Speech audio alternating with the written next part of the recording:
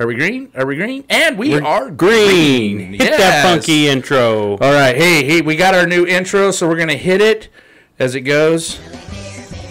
Uh-huh. As we dance to some music. And he invented a wonderful drink and he made it out of hops.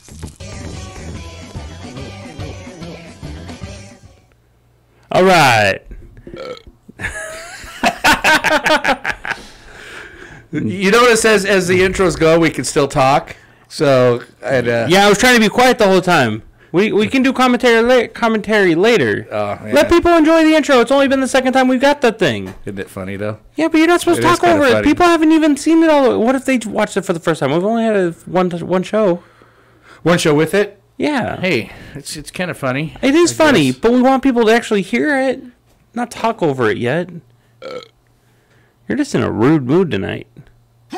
You know you need you know what you need for that mood? You need a beer, my friend. You need a beer. Right. And on that note, guys, we are beer drinkers with a Bible fetish. I'm Dave. Yeah, and I'm Jeff.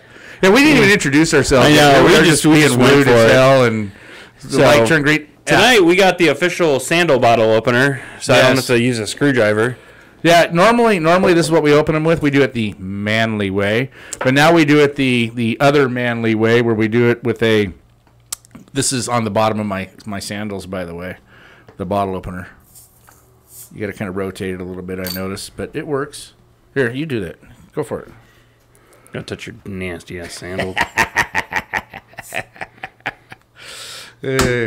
And then we flick the bottle opener. I haven't done this in ever. When was the last time you flicked a bottle cap? Last time that didn't work very well. Here's your sandal. All right, nice. Throw that away. All right, so we are tasting this nice foamy because the sandal foamed it up, I guess. There's a lot of carbonation in that one. Check that out. Whoa, it's foamy on mine too. Yeah, pretty carbonated. Yeah. We're doing a Magic Sands Mango Saison. It is a limited edition ale. With all natural mangoes.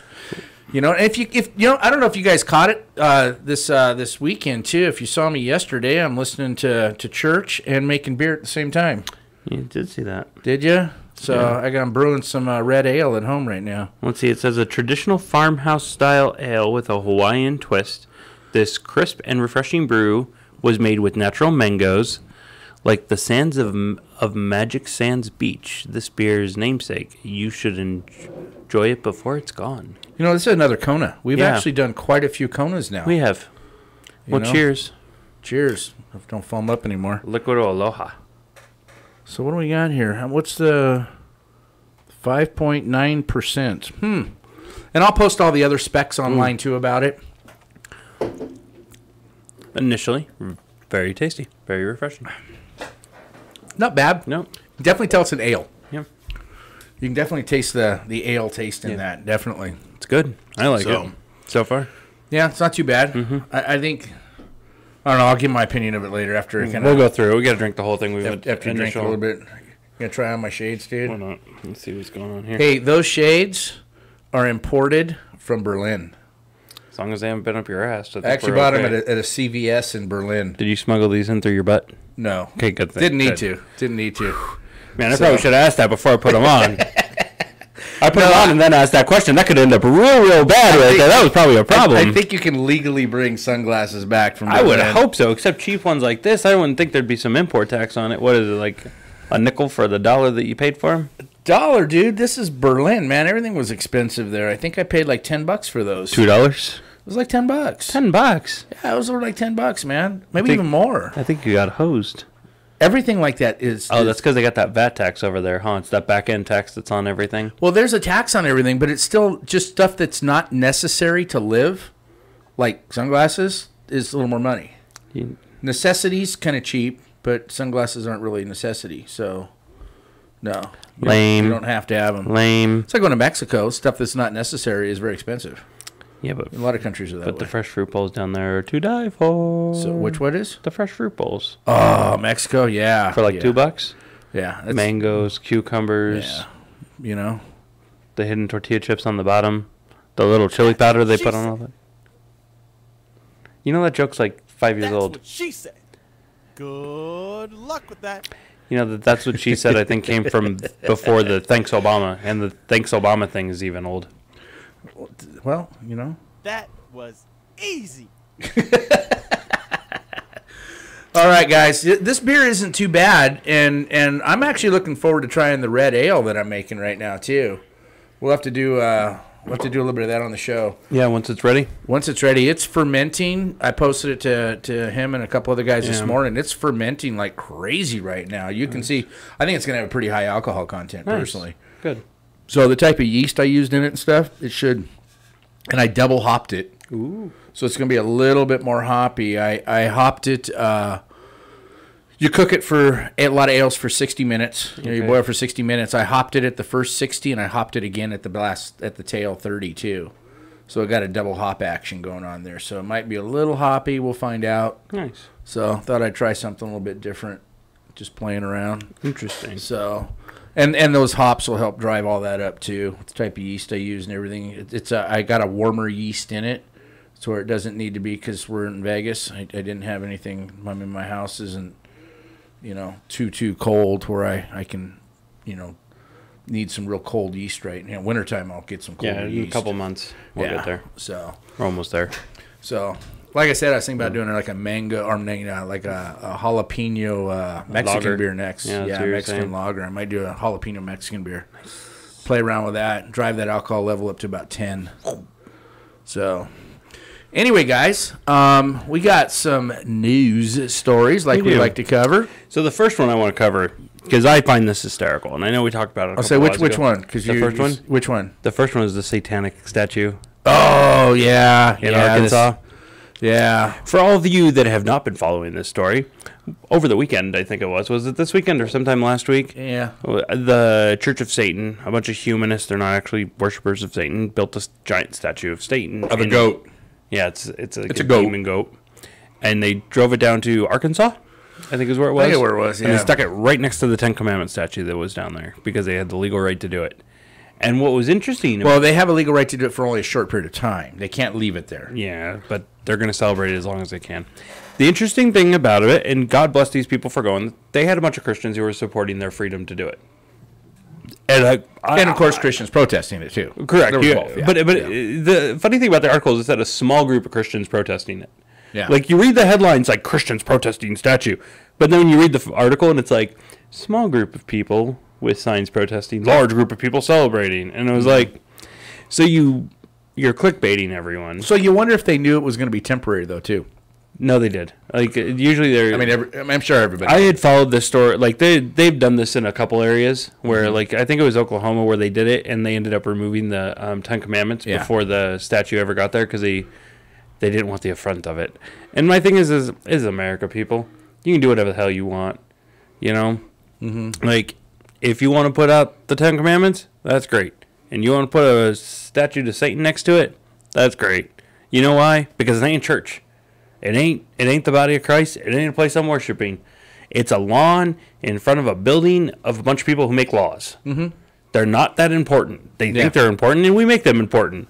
They're not that important. Yeah. They shouldn't be celebrated as people of importance. That's the problem. Yeah. They got these massive egos, and they shouldn't. Oh, interesting. So I'm reading a book right now, and I think I sent this to you. It's Acres of Diamonds. Yes. Is what it is. And as I'm reading it, it actually, what you're bringing up, it actually says that in there. Now, this book was written way back 1800s, I think. Was it that old? I thought it was like the early 1900s. I don't know, late 1800s. It's actually, the book may have been written later, but it's actually a book by a guy who was doing a speech back in the 1800s. Is what it's about. So, and his book is actually the entire speech. And one of the things he talks about was because he sat down with Lincoln, President Lincoln. Okay. This particular gentleman did, and he sat down with many politicians. And Lincoln said that he would never wish being a politician or a president upon anybody. And his goal, actually, afterwards, he talked about it when he got out of office, was to go back and be a farmer. Basically, go back to his normal life, which is what politicians are supposed to do. And he brought up in the book that people make politicians great, but they really aren't. And he said a great politician is somebody who's already great before they became a politician. That was a point he made. you don't become a politician to become great. You must have already been great. Yeah. So I thought that's a good point, because in today's society, that ain't the case anymore. Well, we've elevated an office. Like, it's interesting reading, like, the history of America. Like, the office of president was meant to be a lonely position. Like, all the power was meant to be in Congress. Yeah, like when you read the founding document. Basically, it's like what Lincoln said. He goes, I wouldn't wish this upon anybody. Right. He hated the job, basically. Right. He didn't want it, didn't enjoy it. Like, I look at everything that happened in my lifetime. Like, I don't remember really, like, I remember the tail end of the Clinton era, but I don't remember a lot of the Clinton. But I remember Bush's terms, like 8 years of Bush. I remember 8 years of Obama, and now our 2 years under Trump, whatever it is. And it's been interesting. Because it's funny to me when I look at so many problems that people blame the president or the administration for. They don't have nothing to do with it. And it's all Congress. Yeah. Like, it's all stuff that Congress has passed. Yeah, and everyone's nothing to do with it. And the president's job is to enforce the laws that are on the books. Yeah. So if you're enforcing a law that's not administrative, granted there's the administrative law that's passed through the executive branches, but a lot of this stuff is Congress even has power over those administrative stuff. They created the damn thing, gave the power to the president. I turned around. I don't know if I brought it up on the show. I think I did once. I read the book Decision Points by George Bush when he got out of office. He wrote that book. And it was very interesting how he took the blame on a lot of stuff that he knows he shouldn't have taken the blame on, which I admire him for doing that, because he knew it would better the country rather than point fingers like everybody does now. So it's your fault, it's your fault, it's your fault. You know, like we see both sides doing, constantly blaming each other. He didn't play that game, and nor did he want to, which I respect that, because that's the way the president should be. All presidents. And one of the things that he talked about, was what I really picked up on, was when the hurricane happened in 2005. Katrina. And Katrina, when Katrina happened. And there's that picture of him flying over. The media just blew this out, of course. You know, and the Democrats went crazy. How come he's not doing anything and all of this? Well, his hands were tied by law. He can't do anything. And they're saying, well, he can send FEMA down there. He can't send FEMA there unless the governor allows him to do this. He has to follow the laws like everybody else. He's not above the law. Well, that was the funny thing. Like, everyone wanted Bush to overlook the power of the state and just do that, just to send people in. And it was a power struggle at the time. Like, the governor was like, I want to be in control of everything. Yeah, she was like, no, I don't. We'll handle it ourselves. But I understand that like a state wants to have control of everything that happens in their state, right? So the governor understands they're closer to everything. They have more control. They could do it. Mm-hmm. And I remember listening to it because the administration was saying, we understand. Yeah. Like, we get it. Like, Bush was a governor of Texas. He understands that she could.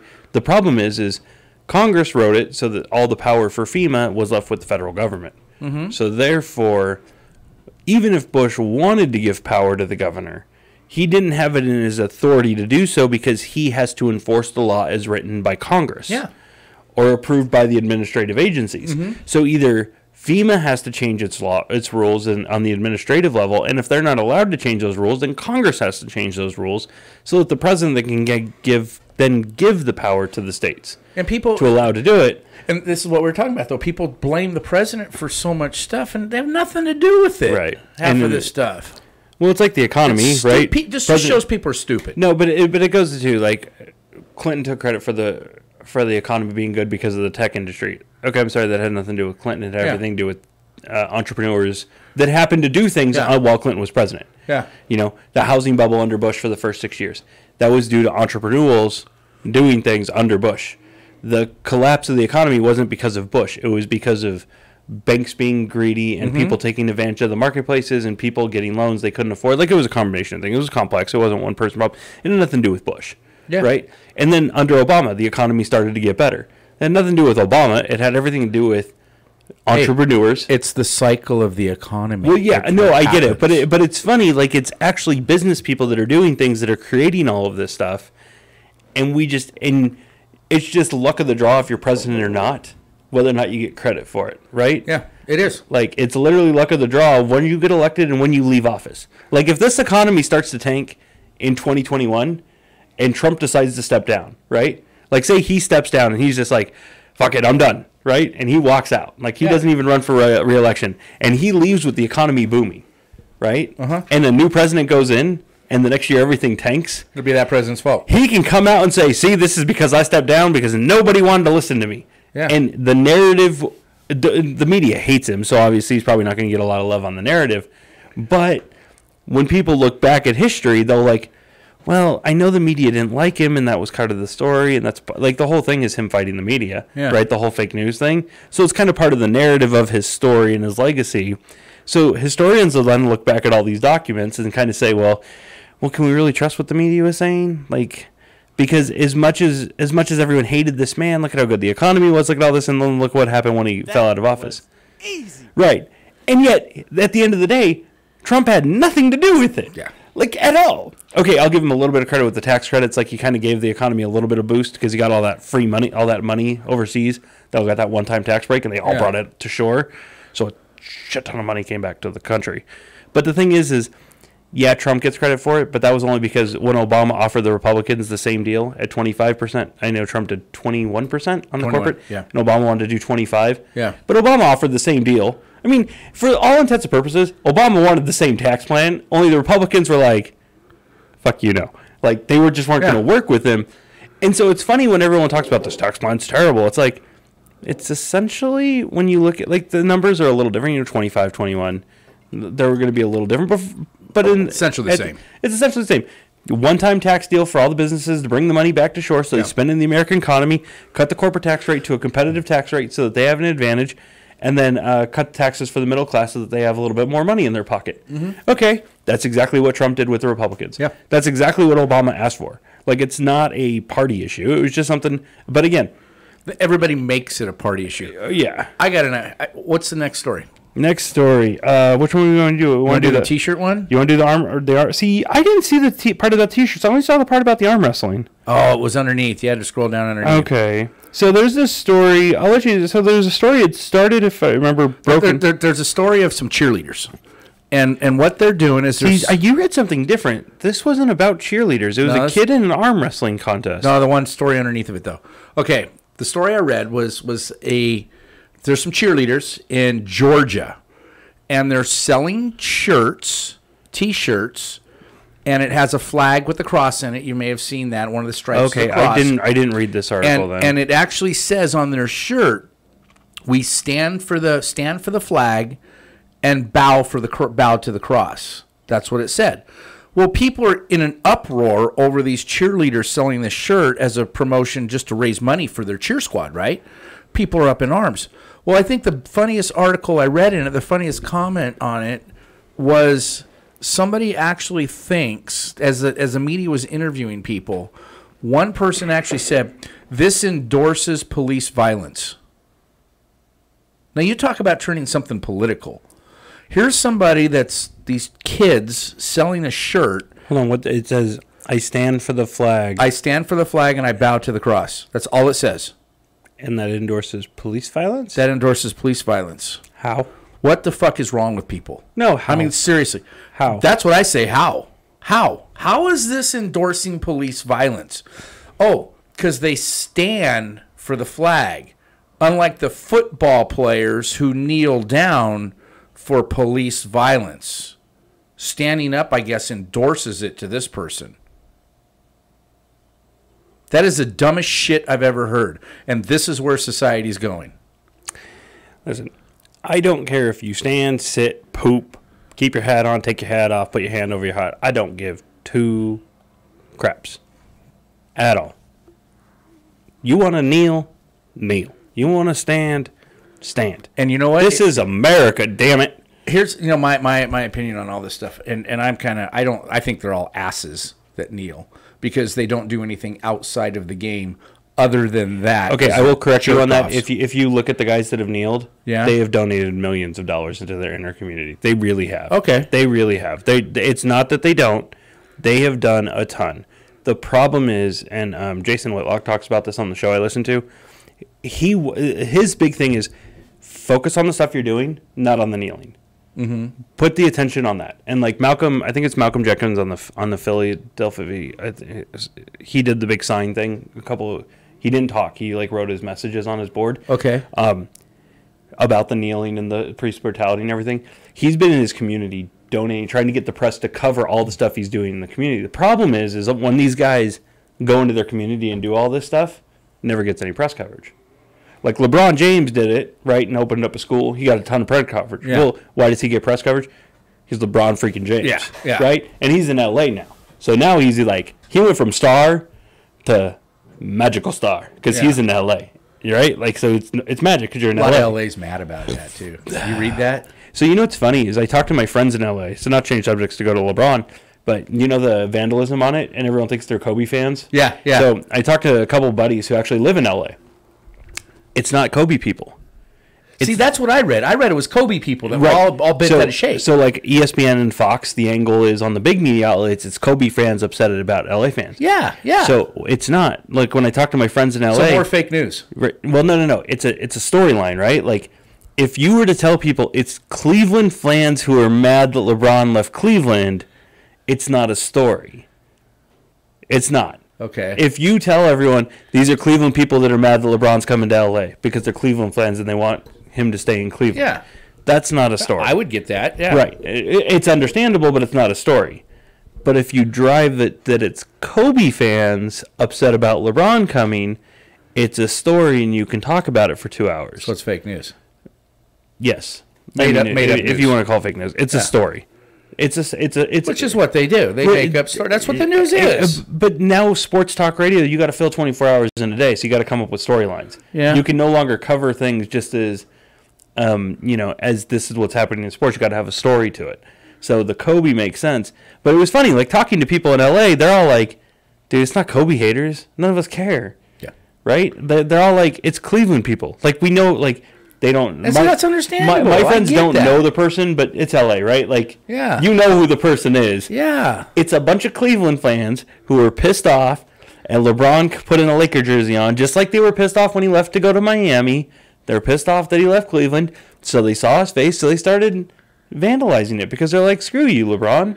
Wow. So it has nothing to do with Kobe, but the storyline so that they can talk about it for hours. If it's going to better his career, he's going to make more money. Oh, Of course he's going to go. Yeah. Well, you can't blame the dude for doing something like that. Oh, no. Listen, as a Laker fan, I'm kind of like, as long as he wins a championship, I'm happy. Yeah. Like, just win one. Just one, buddy.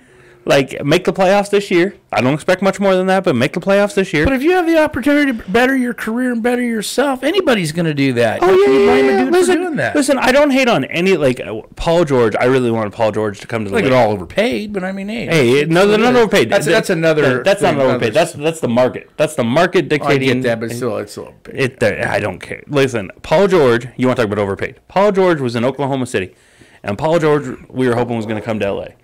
And here's why. This is what somebody told me after him signing that extension and the next contract that he'll get.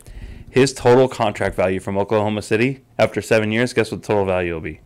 $290 million. That's Okay. outrageous, dude. When I found out that if he signed that extension with his max deal and the way the contract in the new CBA was, he was going to make $290 million in Oklahoma City. Okay, Oklahoma City. Yeah. What are you going to spend $290 million in Oklahoma? In Oklahoma. Yeah, you're not going to spend. You're not going to spend the money. If you're in LA, you're going to spend $290 million like that. there ain't a whole lot in Oklahoma. No, but I've been through there. Like when I heard that, not a whole lot there. But here's the interesting thing about it. Like I'll say this. So this week, one of the commentators that I was listening to was talking about sports athletes. And this made my heart leap for joy. So 10, 15 years ago, athletes, right? It was like the average athlete after 5-6 years was bankrupt, right? Because of bling, houses, cars. They didn't know what they were doing. Right. Yeah. So now they're saying the new NBA, the new NFL, the new athlete, the majority of these players, because they're making ungodly amounts of money, they're all investing it all.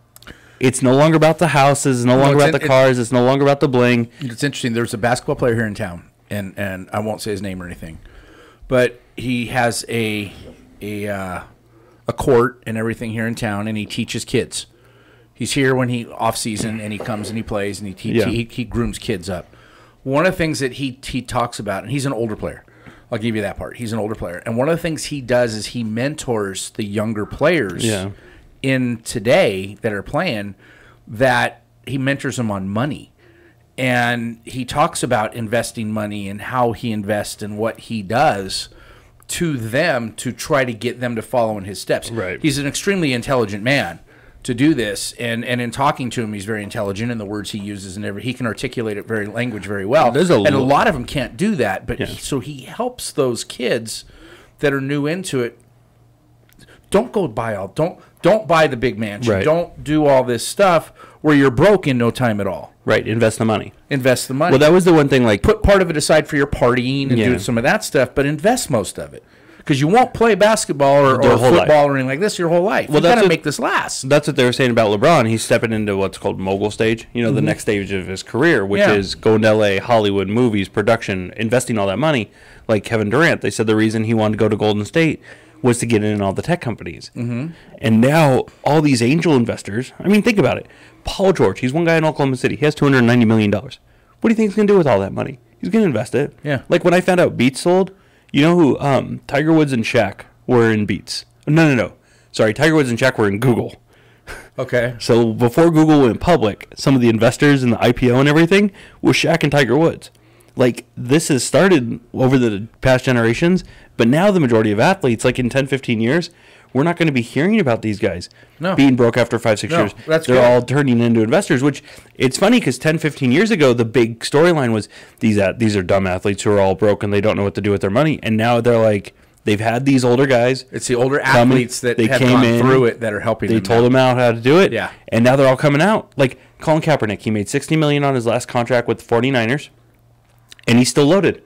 Like, he's donating millions of dollars because think what you want about him with the anthem and everything. He did something smart with his money because he's living off it and he's donating millions. Yeah. And he's not going to be giving that money away if it's not invested somewhere. Mm-hmm. If he's not making a return on $60 million, and he's probably got more than that, but with endorsements, but his 49er contract was $60 million.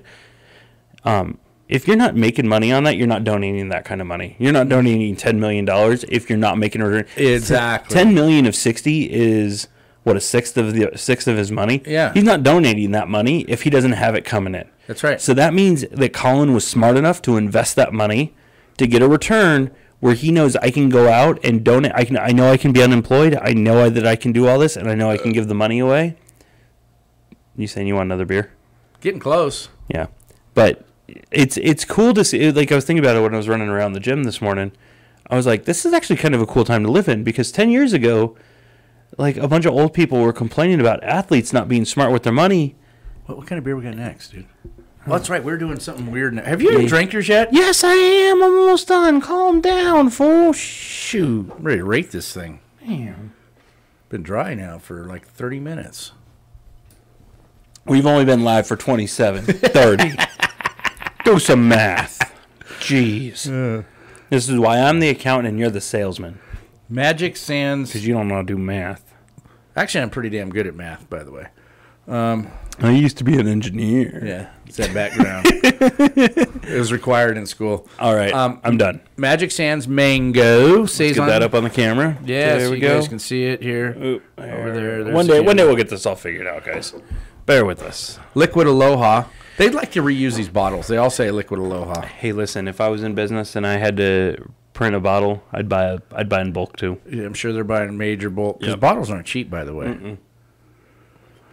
All right. So let's see. Nothing else we can really give on this. No. The government warning, according to the Surgeon General, women should not drink alcohol during pregnancy. Duh. Mahalo for drinking responsibly, though. I would give the. You know what? This beer, I wouldn't. This is a good beer to try. To sample like we did tonight. I don't know if I would want to drink like 6 of them. No, I really don't.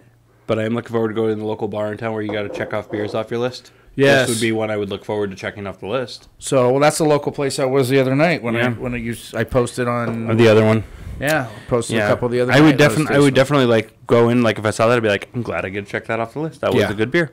It was good. I generally like Saisons.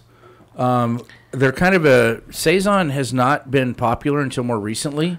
Yeah, I just started seeing it like in the last couple years. Local places I'll go to. Yeah, it's all the beer snobs wanting something different, so they're going with Saison. It's like the new one, Yeah, so it's a new trendy beer. Yeah, I got a Saison. Yeah. You got to have the what is it the driver cap? No. What are those people called up there, like in Oregon and stuff? Hipsters. The hipsters. Yeah, they'd probably like this. I'm drinking it. I'm drinking a Saison, dude. What do you think of my Saison? I'm fancy. Yeah. I'm so fancy. You know? Look at how fancy I am. My bad. Hey, brah. I got a Saison, brah. Listen, bros wouldn't be drinking that. You know why bros wouldn't be drinking that? Why? You know, you get 2 beers for the price of that one. Yeah. That's why bros would not be drinking that. That's true. That is true. Bros need money for their truck And because it gets about 8 miles to the gallon, and they got to pay for that gas. Yeah, but mom pays for that too because they still live at home with mom, most of them. But that means you're on mom's allowance, which means the Yeah. money supply is capped. Still, same reason. Come on, bro. Come on, bro. You got to pay for that. You got 8 Bro, gallons come a on. gallon. Come on, bro. I can afford this, bro. I ain't hating because at least they'll drink Budweiser. Dude, I'll drink this, bro. You got to step up, bro. Get that motorcycle out of the back of your truck, too, bro. Actually drive it once in a while. Listen, bro, I got the one I ride, and I got the one I drive around in my truck. That's 2 separate bikes. You don't ride, dude. I outride you every time. Listen, the one that we ride is hitched to your daddy's trailer. And that trailer's in his house because we drove out here in our trucks with our new bikes that just look up there for looks. That's it. That's how we roll. Damn bros. Fist it. Yeah. Yeah. Yeah. All right, bro. Yeah. You want? What are you gonna rate? You know, that? I'm gonna rate this. What are you gonna rate that? 1.25. That's where I was going. Boom. 1.25. 2.5. Boom. 2.5. Saison. Next 2.5. beer. Kona. Saison. 2.5. 1.25 each. I ain't opening this with your damn sandal. You got to touch that thing. I threw it over against the wall. Yeah. All right, we're doing something completely different this time that Mikey here picked up. Yeah. Small town brewery. I don't know about that anymore.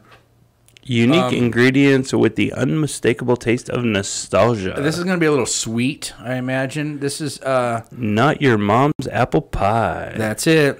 Best served chilled or poured over ice. If you ever had the Not Your Mom's 5.5. root beer, I think that's kind of what they started with. And they've come out with quite a few different ones now. Brewed with Madagascar vanilla. Dude, you need me to do that for you? Yes, because I'm not using a screwdriver. I am not man enough to use a screwdriver. Apparently not. Nope. We are civilized when we are in the city, and we have bottle openers. Yeah, it's on my sandal down there. Yeah, That that you was threw across the disgusting. room. That was disgusting. Yeah, I stepped in some dog crap. on my I'm way. sure. You've taken those sandals to local burns, probably to Burning Man itself, to the. You've taken it all over the place. Actually, these have never been to Burning Man yet. Just the locals. No, not even the local, because I had to buy them after the last Burning Man because I broke my last pair at the last Burning Man. So they fell apart. I was gluing them together at Burning Man. So we make beads at Burning Man. We make candy at Burning Man. So that way, as you're up there, you have the candy. So we have a booth that does that. Everybody can come make candy. Well, all of that is interesting and intriguing. It doesn't change the fact that that sandal is nasty. For those of you that don't know what candy is, you'll have to Google that. Or just go to Burning Man. Dude, that's interesting. It's actually not bad. I think it's a headache in a bottle, but it's actually not bad. It's definitely not beer. It is not beer. It is cider. It is cider. That's what it is. It's just an apple cider. That's all it is. But hey, we can do an apple cider tonight. This beer is as American as your mom's apple pie. In fact, we brew it with Madagascar vanilla to bring a crisp, one-of-a-kind dessert brew. Wait a minute. Madagascar vanilla. Isn't Madagascar in Africa? Yep. So this is as American as apple pie, but it's made with Madagascar African vanilla. Yeah. That makes a hell of a lot of fucking sense. That really does. It's not supposed to make sense to. Yeah, apparently not. Listen, context. This is American as your mom's apple pie. With African vanilla. Africans did produce most of the sugar for many years in this country. Yeah. No, I thought, no, that's Hawaii, man. What? Hawaii. Hawaii? Hawaii. Hawaii. But the sugar cane was actually in the South. A lot of our sugar comes from Hawaii now, doesn't it? Probably. I think a lot of our beef does now, too. Just eat all the cows when I was over in Hawaii. You know, interesting thing, Slate.com did this cool little map my friend posted. Yeah? It shows where all the slaves went from Africa into America. And when they say America, north to south. Okay. Only 4% came to the States. Where'd the rest go? The majority went to Brazil and the Caribbean. Interesting. 4.8 million, I think, to the Caribbean and 4.4 to Brazil. Wow. Yeah. That's interesting. Only 337,000 to the States. Huh. Interesting. Like I saw that, I was like, whoa, that's crazy. I would have never guessed that. Yeah. I'm not saying it's any right or wrong. I was just like, whoa, that's a lot. Yeah. Like, it's on slate.com. Like, you can look up this map. It's kind of crazy. Like, I was just, like, you can pause it at the year. She said. Oh, that's what It starts at, like, the 1600s and goes to 1860 is when it ends. That was pretty much when the slave trade stopped. Bomb drop. Bomb drop. Dude, that thing it was crazy. It was crazy. That's some wild stats, man. It is. I would have never thought that because, you think in history, the way we're taught, that most slaves came here to the States. That's what I thought. That was the thing that shocked me the most. I was like, whoa, like the majority went to the Caribbean. Like the Caribbean makes sense. Yeah. But Jamaica's awesome, dude. Have you ever been there? No. Oh, Jamaica's awesome, man. Love that place. But I want to go down to Brazil, so. I'd like to go to Brazil, too. Yeah. I would. I'd love to go to Brazil. I would love to have a tour and have somebody. I'm not going to go by myself, but I would actually love to see the favela. Favela. In Brazil, Rio de Janeiro, the beach area. Yeah. Half of it is, your hotels and everything else. The other half is your really, really slums, your bad neighborhood, where there's no sewer, no trash service, nothing like that. Yeah. It's called the favela. Yeah. And I'd love to walk through that. That's where people are people. They're going to be more realistic. That's kind of like when you drive through Tijuana, where all the box houses are. Pretty much. Right before you get to the beach. Yeah, and all the people. These are people that are people. This is where you're going to have. There is some restaurants in there, if you want to call them that, kind of people. People that serve food. Yeah. And you can imagine that's probably where you're going to get your best food, your most authentic, and meet your most authentic people. That's why I would love to have it. I don't want to go there myself, but I want a tour of somebody that would, somebody that lives there, or somebody that would know the area to take me to it. I'd love to go there. I love areas like that. That would actually be a really, really cool place. Wouldn't it? Yeah. Those hotels and shit, you can see that anytime you want. Yeah. But to actually see the real culture. And actually talk to those people. You get real culture. What's life actually like? Yeah. That'd be awesome to go through an area like that. Well, speaking on this, let's talk about this story. Which one's this? The arm wrestling one. Oh, yeah. Arm wrestling. Moving on to other headlines. This I found interesting. So, in America, this is why this story was intriguing to me. We always like to talk about snowflakes and weak people and everything. And I don't think it's millennials because, quite frankly, in today's society, there are just as many old people that get offended as there are young people. Mm-hmm. I don't think that's a millennial thing. I think it's everyone. But this made it cross-cultural for me. Like, instead of just an American problem, this made me realize that this is a problem everywhere, which naturally it would be. Ego. Yeah. So basically the story goes like this. There's a Christian Pakistani boy and a Muslim Pakistani boy. And they decide to get into an arm wrestling contest because what do 12-year-old boys do? Get into arm wrestling contests. Mm-hmm. Pretty sure every 12-year-old boy has done it at some point. Yeah, and if you haven't, it was out of fear that you were going to lose, and so you just took your loss and took the shame and ridicule and just walked away because it was better just to take it than to you probably got made lose. fun of and bullied and everything Probably, else. Yeah. I get it. It sucks. It's the way of a life of a 12-year-old boy. And I don't care what you do to stop it. It's not going to stop. Boys will mock other boys at 12 for not arm wrestling. It's just we're terrible, horrible human beings, and it's what we do. It's the way boys are, yeah. Boys are boys. Boys have to figure out their pecking order. Yes. Well, all boys have a pecking order. It's just society. It's the way boys are. Society has a pecking order. And you figure out how it works. But anyway, so going back to the story, so these guys get into an arm wrestling match. Well, the Christian happened to beat the Muslim. Mm-hmm. In fact, this has nothing to do with Christianity and Muslims. It has everything to do with one boy won and one boy lost. However, the boy that won happened to be a Christian and the boy that lost happened to be a Muslim. Because this was in Pakistan, where the Muslims rule the country, the Muslim boy ran and got his friends, and they proceeded to beat the crap out of the Christian boy. Yeah. As he's yelling at the same time that a Muslim can't lose against a Christian because you're a Christian. Correct. Yeah. And this is where, for all you Christians out there that want to rule with Christian power, this is what will happen to your 12-year-old boy. As a Christian 12-year-old boy, they will go out and get an arm wrestling contest with some atheist or agnostic little boy and beat him, and lose, and then cry to mommy and daddy that he lost, and then all the Christians will go out and beat up the little agnostic boy, and because the Christians are in power, no one will feel bad for the little atheist little boy or girl, and we'll totally ignore Scripture on what should have happened because it's all about power. It's ego. Yeah. It was all pure ego. It was exactly what it is. This little boy lost, and I shouldn't lose. No, you lost. You lost. You were the weaker of the two. Mm-hmm. This has nothing to do with religion and everything to do with like ego and pride. Ego.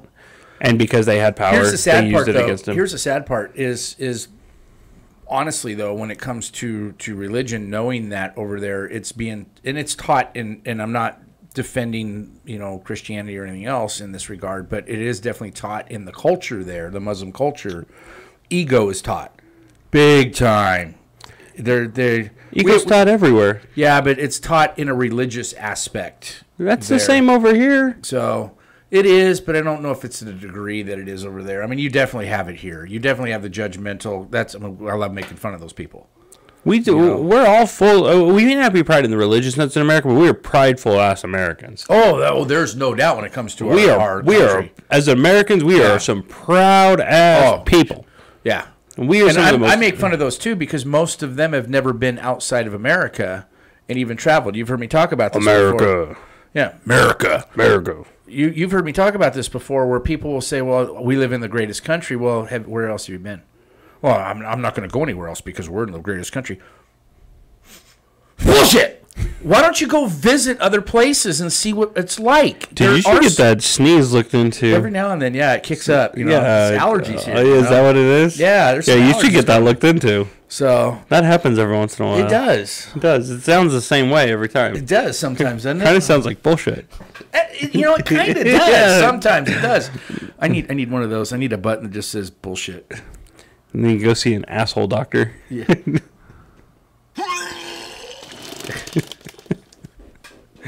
I didn't say an ass doctor. I said an asshole doctor. There's a big difference. But anyway,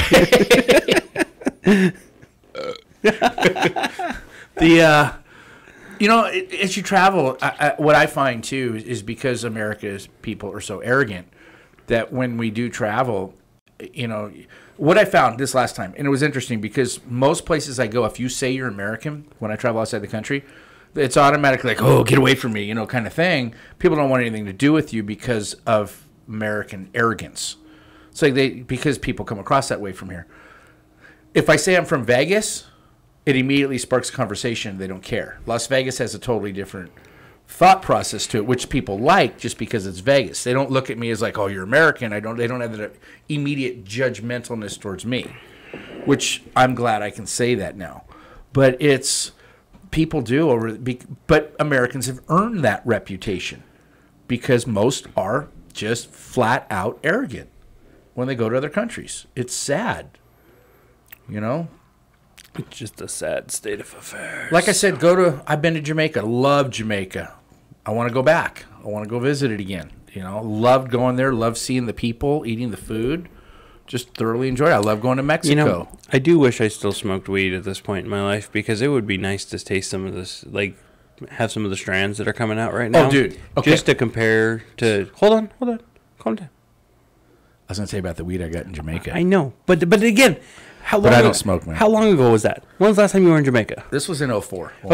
Okay. We're almost 14 years removed from that. I got to go back. I know. But think about it this way. Think about, just talking to my friends who still smoke. The advances in some of the weed that's out there right now. I will agree. The weed of the 60s is not the weed of today. Because the weed of the 60s is about $20 an ounce. Like the good stuff, like the best stuff you could get in the 60s is now the crappiest crap you can buy. When I was a kid, I remember a dime was a dime. It was not literally a dime, but it was like $10. Right. You want a dime? A dime bag's still $10. Oh, is it? Yeah, a dime bag's still $10. Okay. Does it still weigh the same? Probably. Okay. Yeah. It's like a nug. It's like enough for a joint. Just like a little bit more. Oh, no, you could roll like 5-6 joints with a dime bag way back. That's not a dime bag. So... I don't know what you were talking about. We used to get that for $10, man. There we go. I feel better. This is back when you were born, though. Yeah. It's okay. I was listening to a bunch of music from like the early 90s. Oh, so fun fact, not change stories. I got on this kick. and you can judge me all you want, people, because I'm about to admit some guilty pleasure here. All last week, I had Limp Bizkit on loop, and I ain't afraid to say it. But it's not Limp Bizkit, dude. They have the worst reputation. But at the same time, you know what? Every YouTube video had 100 million views. She said. But I was listening. You know, here's the funny thing. I was listening to Limp Bizkit, and I was listening to the music, and I'm like, they couldn't release this today. There's zero chance they could release this music today. Which one? Anything. But think about mainly break stuff. Oh, I love that song. Break Stuff? Right. But then I thought about it. I was like, okay, so first of all, you couldn't release this song today because Fred was a dirty man. He still is. Like when it was, they've been around forever, and they still tour and selling tons of records. So, but I'm listening to them going around. They couldn't release any of it today. But then I was thinking about it. I was like, you know, when I was growing up in the 90s, you know what there was a lot of?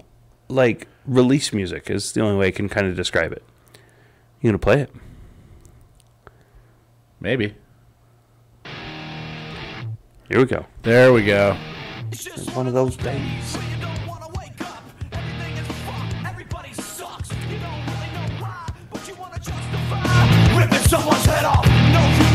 Turn that up a little bit, huh? I love this song, actually, dude. It's a great song. Stay away, motherfucker! It's just one of those days! Yeah, but you know, so to the point of the song, it's good release music, right? Yeah. Like when I got pissed off, I would go get on my skateboard, we'd blare that song, we'd listen to the crap out of the, not just that, them, Rob Zombie, Marilyn Manson. I mean, think of anything out of the 90s, right? Aggressive, angry, just, and you would just, I mean, as skaters, we'd just go beat the crap out of our bodies. But there were people who slam dance, go to concerts. Like, you would get your aggression out through music, right? Especially guys. Yeah. Guys need to do that stuff. Yeah, there were plenty of girls in the scene too that needed to, but there was also, guys, right? But you think about the typical kids who are depressed, who are struggling, that are doing those are big problems that we have. And I just think about it, I was like, you know, 10, 15 or 15, 20 years ago, because we're talking the 90s, there was this whole music crowd that had this massive community, right? Like kids that were depressed and were struggling. They were typically part of the goth scene who listened to Smashing Pumpkins and Marilyn Manson and a lot of that very, very melodic, dark metal, right? Or maybe not dark metal is a bad term for the genre, but just that melancholy like stuff.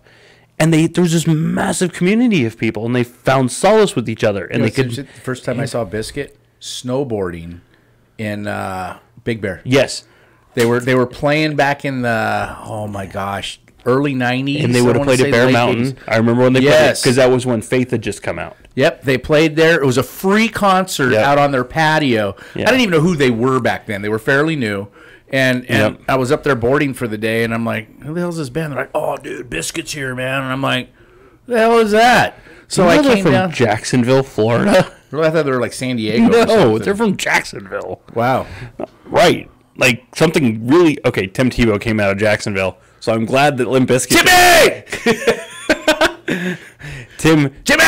Tim and Fred Durst need to get together and hang out a little bit, because I think Fred needs to break Tim in a little bit and just be like, dude, just own it. Just own it. So, hey, going on the pot thing. Anyway. Yeah. Talk about your 14-year-old experience. No. 14-year-old. No, 14 years ago. I wasn't 14. So I'm in Jamaica, right? You talk about price. So we all pulled our money together, $100, and had some pot delivered to our place, right? We rented 2 houses there. We was 2, 3, 7 couples. So we bought this pot. It was literally like a brick, 1 foot by 1 foot by about 6 inches. Solid packed, $100. One of the guys would get up in the morning and just roll and roll and roll for like an hour. So if you started smoking and you didn't finish it, don't worry. There's a couple more over here. Just grab one of those. Passing, didn't need to because there was 100 joints sitting there every single day that you can just pick one up. At the end of the week, we're there for 10 days. We hardly put a dent in this. It was that tightly packed. So my suggestion was, let's throw on the barbecue and brew burgers with it. That was my suggestion. So we actually did with a little bit. We threw a little bit on the barbecue and smoked the burgers. And then the rest of it we just gave to the help that was at the house. And, they appreciated it. But You yeah. should have made a bunch of butter and did all your cooking with it. Oh, man. And we were sitting there, and then coming back over to Florida when we had to fly back into Miami for a layover and then come back over. We had every single bag checked and opened, and crap was all over the floor. Everybody's shit was everywhere.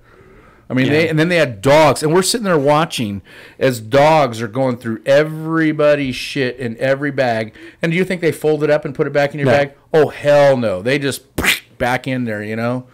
Yeah, that was customs. Mm-hmm. It was pretty gnarly. Of course, we all knew not to bring any back, so that was... I brought some cigars back, some Cubans. So Cubans. Well, they're legal now. Actually, I didn't bring any Cubans back because this is on air. So I didn't brought. No, that's what I said. They're Cubans. Cubans, yeah. They're Cubans. I didn't have any real Cubans. The guy in Jamaica told him it was a Cuban.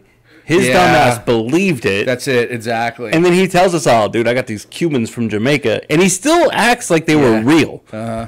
Like, yeah, I know. It's like he goes down to Mexico and he's like, yo, man, I picked up these Cubans. It's like, how much did you pay for those? I paid $10 a cigar. You did not get real Cubans for $10 a cigar in Mexico.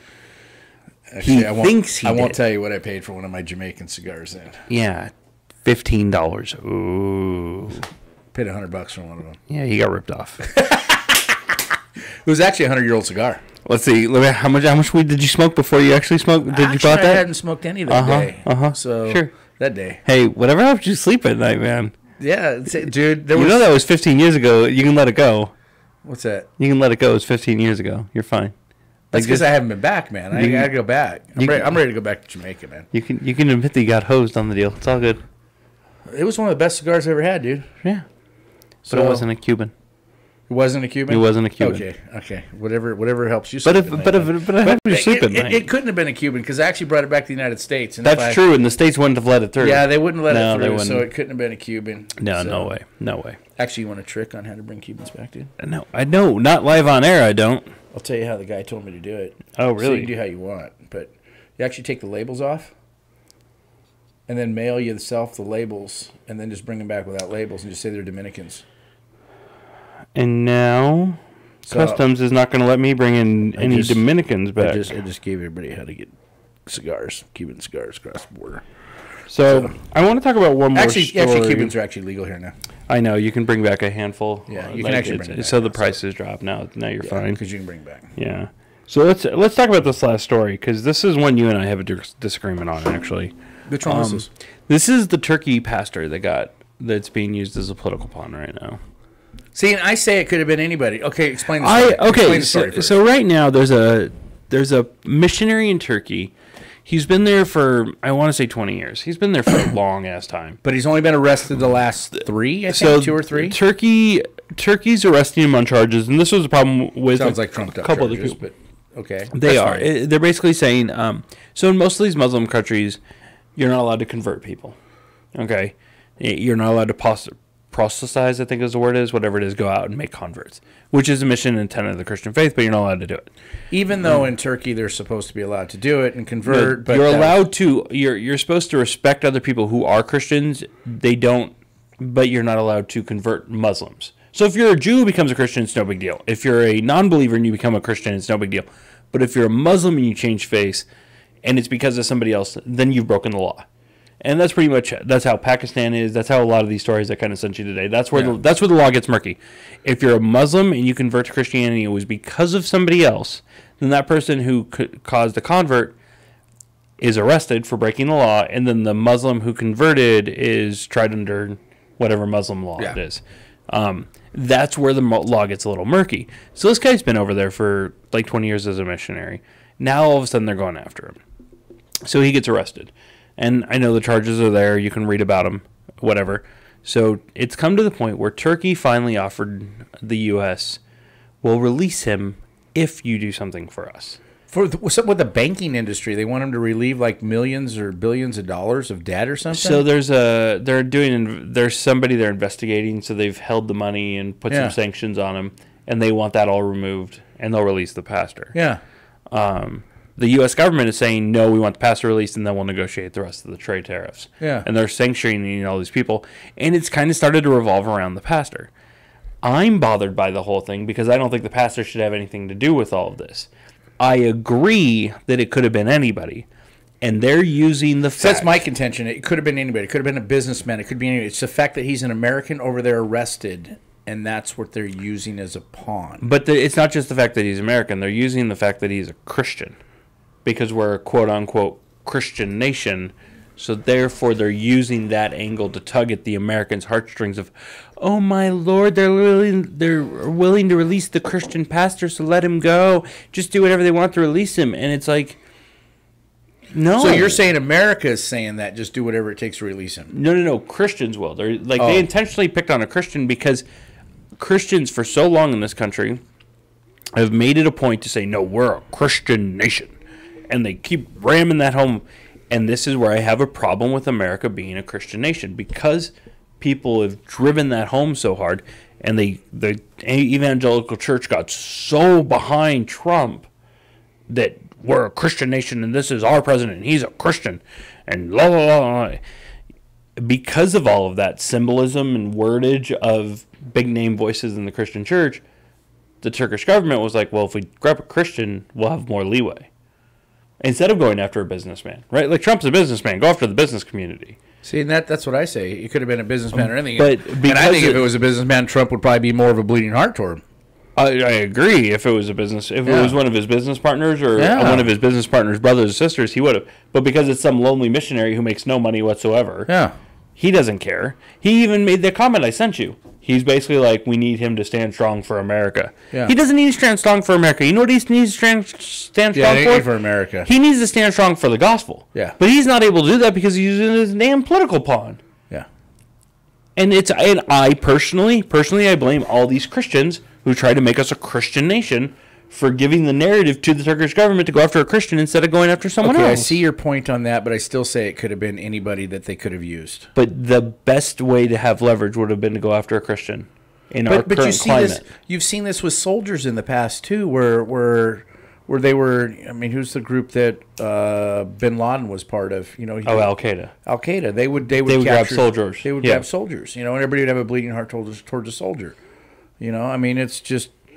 Personally, myself, I'd have more of a bleeding heart towards a soldier than another Christian. You're over there evangelizing in a Muslim nation. You knew the risk when you went and did this. But that's a separate argument from being a political pawn. Yeah, that's a separate. Like, if he was being tried and going to be convicted, and he was going to be a martyr for the faith, there's a difference between being a martyr and being a political pawn. Yeah. If he was being a martyr, then as fucked up as this is, I am envious and jealous of him, because martyrs are held in a very high regard in heaven, whereas the rest of us are not. Which ultimately is what he might wind up being, as a martyr. And if he's a martyr for the faith, I get it, but he's being used as a political pawn for a political means, not for anything gospel related. Yeah, but religion has become so political in itself anyway. It shouldn't be, but yet it has. And let me disclaim this. I don't blame the man for any of this stuff at all, because it seems, for all intents, if you spent 20 years or even 10 years in Turkey doing this, you don't have a political agenda. You were legitimately there for the gospel and trying to do the work of Jesus, and I got nothing against this guy. What I have something against is what we've done here in this country to create an environment that put a man who's spent his entire life doing the work. That was good. This man has spent his entire life, as much as we know about, giving his life to the gospel, and now he can't give his life to the gospel because of a bunch of Christians back home who are a bunch of lazy fucks who just want to have some guy in office who claims to be a Christian. I'm sorry. Jimmy Carter was a pastor who was a Christian who's given his life after office to doing great things of giving to his time. George Bush was a Christian, and it was never a big deal. During his 8 years in office, it was never about his faith. There were issues that were, but for the most part, it was more about Bush being a warmonger, not so much being a Christian. Like, the Christian part was very little. But Jimmy Carter and George Bush, I would say, are probably two of the godliest men that we've had, in the past. I mean, Obama, for the most part, kept it very quiet in the little things he did, but he did stand up for the church in very large ways, very much at times. But he didn't have the faith track record that Jimmy Carter or George Bush had. Ronald Reagan, I don't know enough about, and Bill Clinton, I don't know enough about. Granted, Bill Clinton went to church every Sunday. Take it for what it's worth. But now we have this guy. He was just asking for forgiveness for all the people he had killed. Hey, at least he was repentant, brother. Yeah, that's the only reason he was there. But now we have a guy in office that, for all intents and purposes, His tree don't have no fruit. No, that was a guy that smoked cigars. Bill Clinton. God bless him. He had custom cigars. But we have of all the people the church could die on a hill for, right? Yeah. Is the one man who I wonder what kind of cigars he used. What kind of do you think he did? Do you think he actually smoked Cubans? Who, Clinton? Yeah. Oh, absolutely. Here he's president. Do you think he was smoking Clinton or Cubans? When they confiscate all those cigars down at the border, who do you think they give them to? Yeah. They probably did. They probably gave them to him. They all go to Congress. Yeah. Dude, you want some cigars, man? We got some real good cigars. You know what? We should run for office because that's probably how we can get a bunch of confiscated stuff that you're not supposed to have. Yeah, I bet we could. It probably just all just goes up the ladder to the top of the chain. By the way, page is up to donate to the space station. This is true. This is true. Page is up. You can donate to the space station so we can make some water. And you know, Musk is getting some heat, so he's going to need a new investment here pretty soon. That's he's right. He's going to need something new. He needs a new tax shelter, so he needs to invest in ours. So we need to get this going, people. Yeah. We got a GoFundMe, so we need to get a GoFundMe button on there. We do have it. Yeah, we got to add GoFundMe. We got to get GoFundMe on there. We're going to get the space station built to brew you guys some holy water. That's it. So I won't make apple pie flavored holy water. no. This is just going to be authentic, pure brewed holy water. Yes, that has the hint of flavor of beer. that's right. That's right. Holy water. It might have a little flavor. It might taste kind of like beer. It might be bubbly like beer. Yeah, it may foam like beer. Kind of a little yellowish in color and stuff. But it's holy water.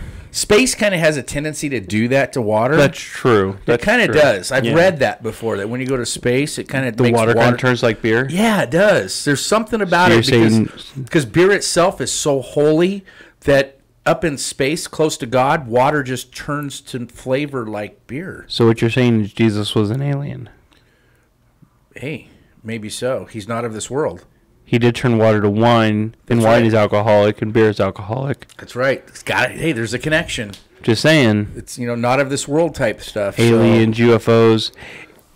Is that why Alex Jones got banned? Did he figure out that Jesus was an alien because of our podcast? He may have. Did he put that together with our space station, and that's why they banned him? I think so. Dude, we're going to get banned. We better watch what we say now. No way, dude. You know the kind of press we're going to get if we get banned? Yeah, that'd be awesome, wouldn't it? Our space station GoFundMe might actually go viral. We might actually get a space station. We might. That's right. Yo, Alex, shout out. If you got that knowledge on Jesus being an alien, let us know. We need that knowledge so that we can brew our holy water. In fact, we'll invite you onto our show. By all means. We can talk about it. Yo, man, we'll come out to Austin. We're cool. We'll invite you on the show, man. You guys, you can drink a beer with us. Yeah, absolutely. So I know you do whiskey and smoke the ganja with Joe. There you go. So hey, we can do whiskey on the show. Hey, we do. Yeah, I bought some good whiskey the other night too. Did you? I forget what kind it is because I wanted to make a nice Manhattan. Ooh. So did you see the picture I posted on my personal Facebook? But that picture of there's a new restaurant coming here to Vegas, and it was everything elote, which is grilled corn, Mexican for grilled corn, right? Ooh. So they have a hot dog that they serve there that they put grilled corn on a hot dog. And then put the crema in there and the butter and the chili and the cotija cheese all on top. So I decided to make some the other night. I saw those photos. It looked good. Oh, it was excellent, dude. You can't pick it up and eat it because it's like corn falling out everywhere. You got to actually eat it with a fork. But, and I use Hebrew National dogs and Hebrew buns. Hebrew National actually makes buns now for their dogs. Dude, that was good. I mean, Hebrew Nationals, they're some of the best dogs out there. I think. Those and Oscar Myers. They're not bad. Those are two of mine. Well, we had an hour, and we've been going real long, so we're going to actually try and get back to our hour time frame. So hey. We do got to rate this beer before we go. Real quick, before we do it, we're talking about a little persecution. I do want to cover... Oh, we got Verse of the Week and Meme of the Week still. That's right. We didn't break these in like we're supposed to in between our beers. No, that's okay. Let's do Verse of the Week here. We gotta do our intro here. Verse of the Week. All right. Oh, let's hit the right button here. There we go. Verse of the Week. Since we're talking about a little bit of persecution, Yeah. if you want to refer it to that, with I pulled this one up. I thought it'd be a good verse of the week. John 15:19. And for you Christians out there that want to scream about persecution all the time, and okay, here, read this. If you were of the world would love you as its own. But because you are not of the world, but I choose you out of the world, therefore the world hates you. Dude, you know what that says? That American Christians aren't persecuted? No, Christ is an alien. He's not of this world. Dude, read it again. Christ is an alien. We are figuring it out. If you were of the world, the That's world would right. love you. But because you are not of this world, we're aliens. That's right. And I chose you out of this world. Does that mean we're going to get It all fits. So people who get anal probed are actually just going up to see Jesus? There you go. Dude. I'm telling you, man. We're on to something. And just so everyone knows, I'm not wearing sunglasses because I'm high. Just because we talked about weed and aliens doesn't mean I'm high. He's high. Trust me, he's high. Yeah, he's high. Want to do the meme real quick? Because you did this meme. Well, real quick, hold on. Take that. Get it out. What's up there now? Just leave it. Just leave it. Jeez Louise, man. Trigger finger. You want me to put it back on or not? Trigger finger. Wait. We're not done with the verse. Okay, all right. Good all right. Lord. Like, there's the verse, and we're moving along here. We're just going to keep on going. Christ Listen, is we're an running alien. late. We're running late. Christ is an alien. Yeah, probably. But He's an alien. shout out, just not shout out. Real quick to all you American Christians out there. We're not persecuted in this country. We're not. Oh, not even Okay. close, man. A satanic statue going up in the middle of someplace is not persecution. Not being able to pray on a football field or in public is not persecution. Okay, being arrested, being thrown in jail. Your face, sucker! Whoa, where'd that come from?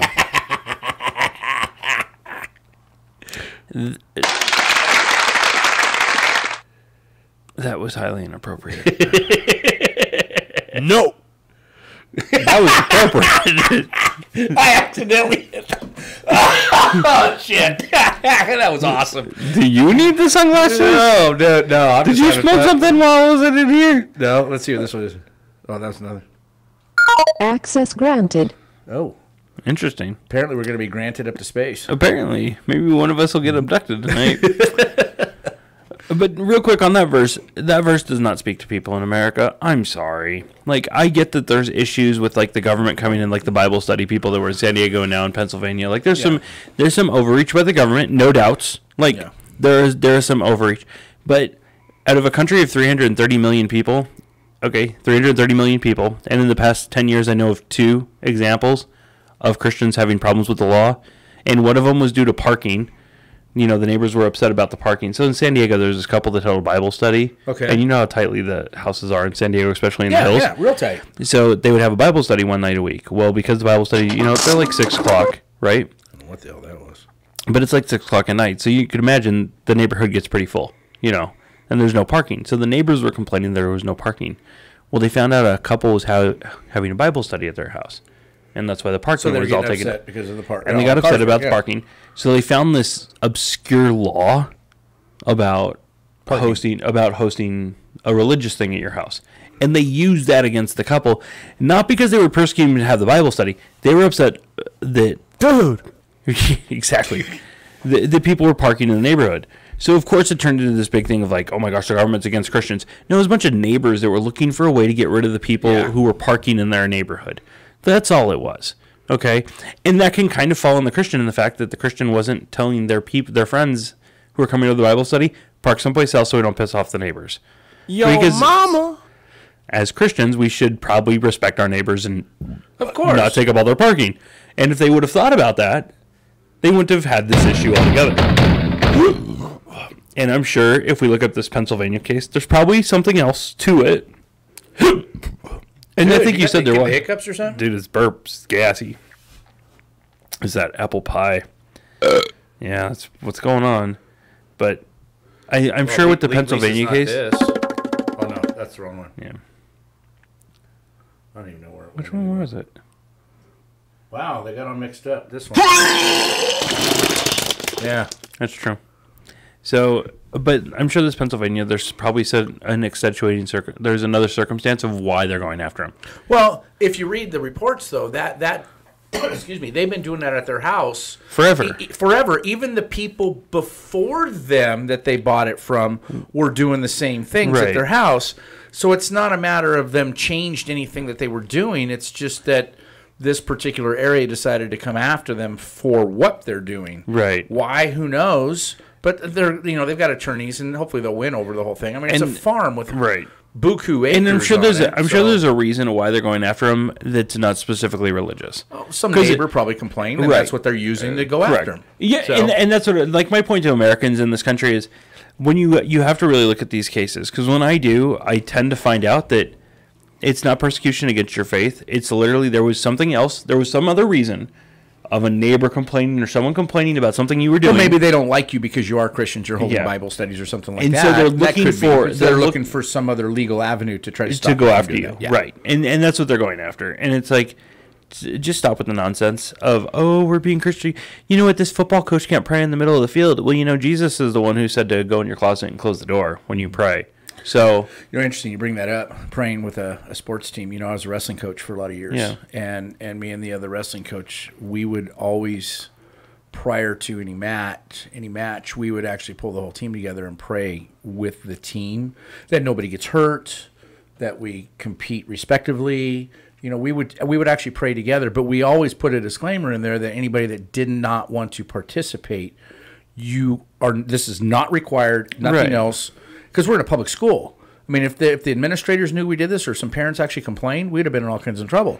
We never got in trouble, and most parents actually respected it, which thank goodness they did. Well, But we always gave the disclaimer, if you don't want to or you would like to pray something different, you're more than happy to. We would always invite that. That's no different than most football coaches and most sports coaches do. The difference is when where they do it? In the locker room? Yeah, we did it out right. Yeah, we did it in the locker room with everybody else. We didn't do it out in the open. We did it before we went out, took the mat. You do it in the locker room where no one can see you. That's right. You do it in the locker room. You don't do it in public. Yeah, no. The thing that always bothered me about Tim Tebow, he always did it with a spotlight shining on him. Mm-hmm. He always did. So when Timmy! But when everyone gives me crap about why don't you like Tim? I'm like, because Scripture says Timmy! Everything the opposite of the way he's doing it. I need to find that sound effect. Yeah. Timmy! Yeah, we definitely do. Timmy! Because we talk about Tim. You talk about Tim a lot. Well, because he's a cultural figure in the Christian church. Meme of the week? Meme of the week. Let's go to the meme of the week. Because you brought this up, the meme of the week. And it's actually kind of funny. This is funny. This is a classic meme. And I'm going to let you dive in and try to read this damn thing. Right. It's like, I can't see that. It's small on the still screen. This is a traditional meme. I'm sure everyone's seen it. But it was posted by Lutheran Memes, so shout out to you guys. So it says, so the date for my rapture prediction failed again. What should I do? Say a completely inevitable. No, it's not inevitable. Damn.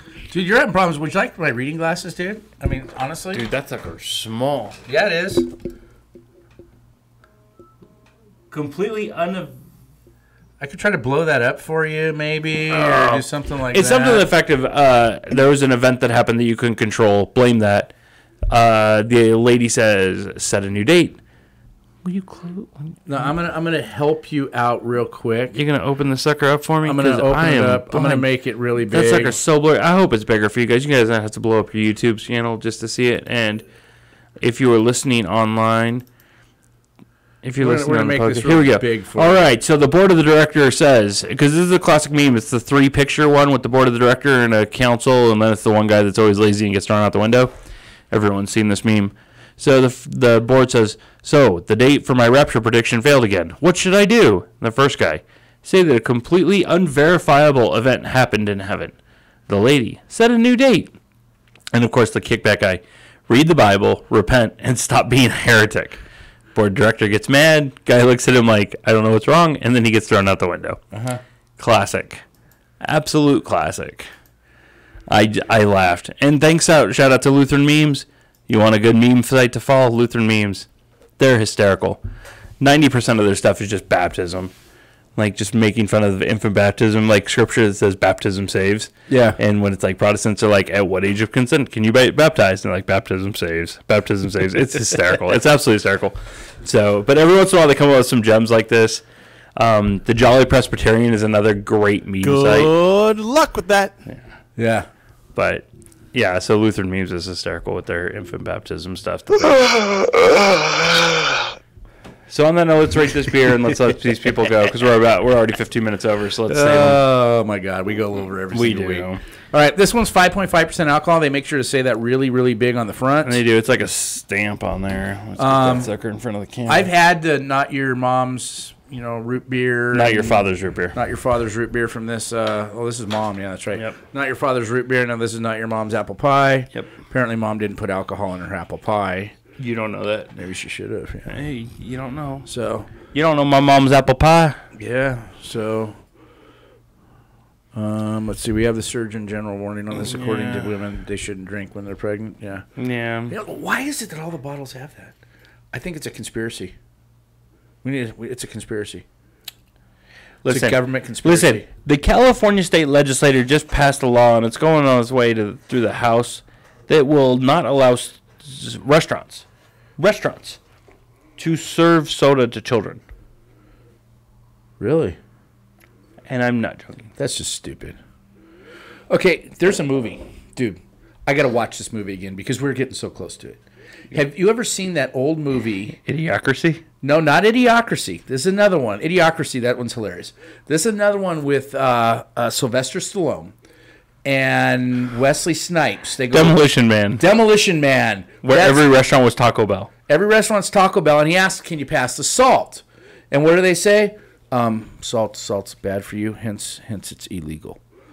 This is where we're going. I mean, really, it's like the government has to protect you from everything that, there's a reason that things happen. Just it's funny, like since I've started working out, diet is everything. Yeah. Kids eat what the parents give them. If your kid's having too many sodas, because you give them sugar. And to quote Jocko, that's poison for your body. Here's the thing. If you make good food cheaper than crap food, people will buy good food. The problem is you can buy 2 pizzas for $5, but you can't buy a fucking can of corn. You couldn't get 5 cans of corn for that or something good? Yes, you can. You can totally get vegetables for that price. People choose not to. Here's the thing. You can feed an entire family on $5. This is what I'm getting at. The whole family on $5, but you cannot feed an entire family on $5 of good food. You can't go buy nice good chicken breast, the veggies to go with it. You can't do that. So the price itself, people are going to eat bad.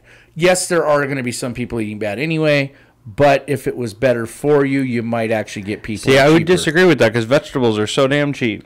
You could go out there and get tons of vegetables, meat every couple often through the week. You can't feed an entire family on $5. Ain't going to happen. You can't Not feed good. an entire family on $5 on processed crap. You can go buy 2 pizzas from Pizza for $5 and feed the whole damn family. It's $5 a pizza. It'd be $10. No. They give the pizza. There's 2 pizzas for $10 a lot of time. $10. It's $5 a pizza. Okay, so it's $10. You can't feed a whole fucking family on good food for $10. With you vegetables, cannot do that. You can find a way. People aren't going to do it. They're not going to do it. But again, that falls on the parents. That's not anyone else's I get problem. it is the parents too, but a lot of parents can't afford to buy good food either to feed their kids. My wife and I eat good most of the time. We try to eat clean. And we noticed that when we're eating like really clean, the grocery bill skyrockets. When we start buying processed crap, the grocery bill drops. It's just the way it is. Always has been. Go to Trader Joe's. Buy good food. You'll spend a hell of a lot more. But you can than go to going Walmart and buying shit. But you can go to Walmart and still get vegetables and fruits. You can get vegetables and fruits, and I'm sure people are buying vegetables and fruits, but it's all the other stuff that you got to eat with your proteins and stuff with it too. So most of that stuff is just junk. It's and trying to find good stuff at Walmart, by the way, we laugh every time we go there because if you actually find something good, it's you get like a selection of 1, but if you got the same item and it's bad for you, you got 10 items. It's like they just serve shit because that's what the people buy there. You can go to a bad Walmart. The Walmart I go to, I find everything I want, and it's fine. Well, you find it, but you don't get as much of a selection is what I'm saying. Oh, no, you get a massive selection. Oh, no. You're going to a bad Walmart. Apparently, maybe so. You are, because I have not had that problem. I've been able to get... Of course, I go to the entertainment Walmart. I love going there because I think that's where they get most of the pictures for people of Walmart. You've seen that website, right? People Yeah, of Walmart? see, that's fucking hilarious. I laugh my ass off. I go to the one on the I outskirts see it live. of Richville, so there's a lot. No, I don't go to the Richville one. I go to like the bad neighborhood. Yeah. You go to the bad neighborhood because it's like people of Walmart. It's funny as hell, man. But see, that's the thing, too. Stores are driven by the market. What people buy is what stores stock. It's not the other way around. I just go to Trader Jose's, man. No, but that's the thing. Your argument is that if the food was there, if people chose to buy that food, more of it would become available. Eating good is more money, and I've read enough articles on that too. Eating good is more money. When I was working with a trainer, eating good was always more. Plus, it's more work on top of that too because of the food preparation part to eat good too. And most parents don't want to prepare the stuff. I mean, let's just face it. They want something easy, they're lazy, and that's what they serve their kids. That's parents' fault right there. No. But it's also on the parents' job to provide for their children. Oh, there's no doubt. To find a way to provide better food. Yeah, but who parents correctly anymore? What? Nobody parents correctly. Well, again, anymore. I don't think this comes down to a market problem. It's like the whole Alex Jones stuff we brought up. I don't blame Facebook or anyone for doing what they did. I don't think the government needs to raise kids either. No. I don't want the government involved at all. We don't need the government telling kids what they should be that you can't drink soda. No. That's just downright stupid. You know where this thing started. It's the don't pass the salt, like in the movie Demolition. Right. Well, what's going to happen in California is every restaurant's going to pull their Coke machine. Why risk serving it to a kid? Yeah. Why? Like, why even have it? Like, I know they plenty of adults order it. Yeah. But it's and then just hand it to their kids. Like, what's the age group? And then do you have to card kids for soda? Mm-hmm. Or do you just pull the soda machine from the restaurant and not even worry about it? Because think about it. Like right now, the soda machines are out. Like for a lot of companies, the soda machine is out in the lobby. It's California, man. I mean, it's just... But it's not just California. Ridiculous. What happens there tends to follow... Sometimes. A lot of them do. Yeah, sometimes. And so... But think about this, too. California is the 5th largest economy in the world. Now they did try putting like the... Or 7th largest economy in the world, sorry. They did try... They put the calorie count, I know, on all the stuff in California. No, the calorie count was under Obamacare. It's here, too. And no, you don't see it on every menu here. It's only certain restaurants over a certain amount. Okay, in California, it's every single restaurant. California passed it that all restaurants... Not all. There's some under. All fast food restaurants have it. In California, all the restaurants I've ever been to, it's on their menus. Right, it's got if you have under a certain amount, they did allocate. California wasn't locations. If you only have like 1 or 2 locations, you don't have to go through the crazy. Well, every place that I've eaten, it's on the menu, right? And what good did that do? People still order what the hell they want. It doesn't matter. So the government tried to fix everybody by letting them know how much calories you're eating. They still eat it. People make choices. Yeah. And they whether good or bad, people make choices, and that's the person's choice. That's part of living in this country. You have a free choice. And what people are offered is what people in business offer is what people buy. People want. Like people in business don't dictate what's in the marketplace. No. What people buy is what drives the marketplace. That's right. What drives me crazy is when I hear this argument about food when people are like, well, grocery stores just need to offer the better product. Grocery stores offer what people buy. If people like Whole Foods, what does Whole Foods offer a lot of? Clean food. Mm-hmm. Why? Because what people go to Whole Foods for is clean food. Yeah. When you go to Trader Joe's, what do you see a lot of? Clean food. Yeah. Why? Because that's what people buy. Although they have good chocolate. Yeah, they do. But people, restaurants, grocery stores, Amazon, Walmart, all these places put on the shelf what people buy. As people's buying habits change, the selection on the shelf changes. For people to think business drives the bus on this, no. Businesses are in the interest of making money. What do people want? The way you make money is by offering people what they want. Mm-hmm. Why does McDonald's so successful? Because people want to go to McDonald's. Yeah. It's that simple. It has nothing to do, like, this concept that people have in their head that it's business offering crappy stuff and people see it as the only option. No, you have a choice to get through that drive. You have a choice to get in the drive-through at McDonald's or I not. think the government needs to pass laws. They need to put them all out of business. Just make it to where they can't eat salt either. Have airbags that blow around our cars. You know, automatic braking, the sensors on it needs to be a standard car feature by like 2022 or something. The government passed a law that all car manufacturers have to put that in all their cars. Dude, here's the trick about cars. And I used to say this all the time because I worked for an auto manufacturer for many years. Auto manufacturers don't build cars. Government does. Government does. We used to say that back in the 90s because of what the approval process was of everything that we did. Everything had to be approved by the government under certain safety guidelines and everything else. Emissions, speed, types Seat of belts, motors, your lights, gas mileage, yeah. everything. And it was all government dictated that we used to actually say we don't build cars. Government does. Yeah. And it's true. The government has to approve pretty much everything. Whenever a TSB is done, TSB, Technical Service Bulletin, anything like that, it has to go through a government process before everybody's screaming, how come you can't fix this? I want this fixed. I need it fixed. Everybody else has this problem. Fix it. Well, we're trying, but the government hasn't approved it yet.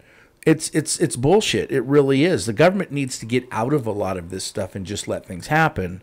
But hey, that's just my opinion. Yeah, it's a problem. And it's funny when people point to a lot of these European countries because a lot of these European leaders have started to come out talking about stop calling this a socialist country. We're a market-based economy with social programs. They're about ready to ban. In a lot of countries in Europe, which is really sad, diesel is very popular. Right. Diesel vehicles, because they actually burn clean when they do burn. They burn clean most of the time. It's soot, it's carbon that comes out. But people don't like the smell. It blows black smoke, so they think it's bad. It's basically just carbon. We're made of carbon, same thing. But they're about ready to ban diesel in a few countries, diesel engines altogether, and yet diesel is the cheapest by far for vehicles there. But the government, under pressure from environmentalists, Are going to ban it. are looking at banning diesel. So now everybody's cars will have to be getting rid of, and price of fuel will skyrocket. So who the hell's... They're a lot of people are extremely upset over this going on in Europe right now. Well, it's funny. The one thing I learned this a while ago, and you worked in the automotive industry, so you could probably attest to this, but our emission standards in the U.S. is very, very high. We have very, very clean vehicles. Oh, we do. Which is why the gas mileage is stuck where it is. Because a lot of people I hear all the time, well, in Europe they have these cars that get amazing gas mileage. And from the way it was explained to me by a couple of people who've worked in the automotive industry, the emission standards in Europe are a lot lower. Mm-hmm. So therefore, because they can put more emissions in the air, they are able to get better fuel mileage out of the car. But those people were also impressed as hell in the U.S. about what the fuel mileage that the American engineers have been able to get out of the engine with the emission standards that we have. They think is phenomenal in itself, but we're about to get capped. They can only push that engine. You can only push an engine so far before We don't build cars. the government does. It's all bullshit. It really is. But it's always funny too, and I get it. In Europe, you have smaller populations, smaller people. They don't have as many cars, so they can put quote unquote more emissions into the air than the U.S. because we have much more people. But but the thing is, stuff like that is not explained to people, so people automatically think, well, Europe gets all these cars. How come the U.S. can't have them? And it has nothing to do with us. It has nothing to do with the car manufacturers. Again, it's people. It's the media. People don't knowing what's really happening. It's all of this. It's Bush flying in his plane going. Everybody's going, how come he doesn't do anything? Because people just don't know. They don't know the laws that are out there. They don't know what's involved and how the government puts restrictions on all this stuff. How Congress has passed laws that restrict everything and everybody, and that's just the way it goes. Laws or regulations under the programs that they put out there, the regulatory committees that they put out there. It's like Nancy Pelosi said, we have to pass it to find out what's in it. It's all bullshit. Well, because you pass it and you hand it over to a regulatory body, and then the regulatory body writes all the rules. Yeah. And you have no idea what the regulatory body is going to write. And hopefully that regulatory body is made up of people in the industry and people know what's going on. Fucking common sense, yeah. But unfortunately, most of the time it's not. So anyway, enough of my government rant yeah. here. Telling kind of down on that. I don't. Well, That was easy. All right, this not your mom's apple pie. Yeah, back to rating not your mom's apple pie. I don't even know how we got on that rant. I don't even know either. Sorry, people. We get in some rants sometimes. but not your mom's apple pie. You know, this is definitely not a beer. It's just something to have. This would be good. I was gonna say this would be good with almost a glass of milk, but you're just like, you know, it seems like it tastes good with like milk right next to it. It'd be a good fall beer. I think it kind beer. of curdle in your stomach. But Like coming up to Thanksgiving, like that'd be a nice little thing to have on the side. I'm wondering how this would taste actually warm. That's exactly what I was thinking right now. I bet it'd be good warmed Like up. on our next camping trip, like throw that in a pot and warm it up. And pour it Yeah, in you know how people put in a like mug? in the crock pot or something and warm it up.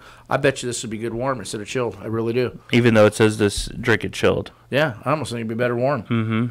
You know, but it's definitely not something you're gonna have like the last one. I'm not gonna go buy a 6-pack and sit and drink all 6. no. It's just not gonna happen. I think I'd be an upset stomach later, really bad, and a headache. Alcohol level is it's up there. It's 5.5. It's not real high, but it's there. So a couple of these, I'd probably do a couple of these. I would rate this as, since I'm not rating it as a beer, I'm rating it as just a cider, basically. I mean, it says it's a beer. It's a malt flavored apple drink. It says beer on the side, so we're rating it as a beer. Does it really say beer? This beer, they called it a beer, so we're rating it as a Wow. beer. Then I'd give it 1. If it's a beer, I'd give it a half. Oh, I was going 3/4.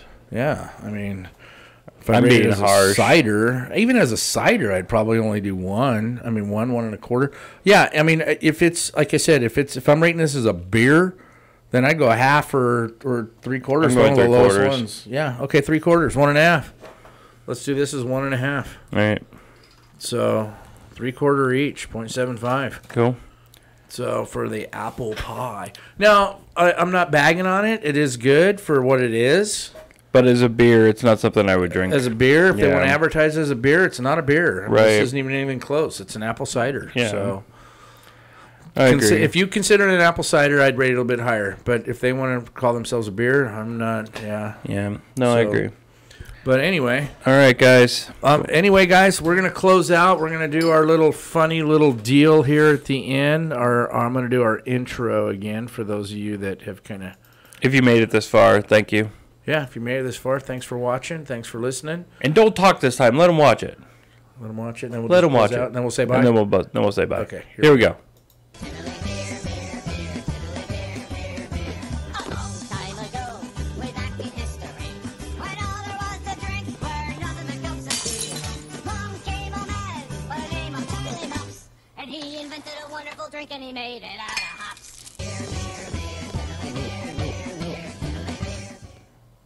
Woo! All right, guys. All right, guys. Have a good night. Have a good night. We'll see you next week. Sleep well. Hey, don't forget, catch us on Patreon, YouTube, Facebook. Make some comments on the video. We'd love to see them. Yep.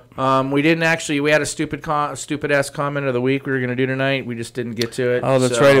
It wasn't even from our post. It was from one of the articles. From one of the articles. So maybe Yeah. we'll throw one of those up next week, too. They're always kind of funny. We can make fun of somebody.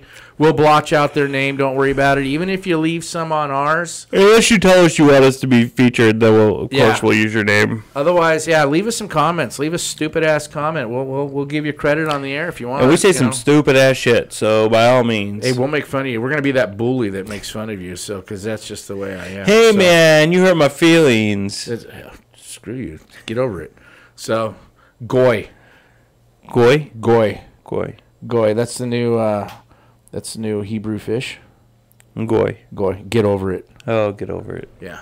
So, all right, guys. Have a good night. Have a good night. Peace.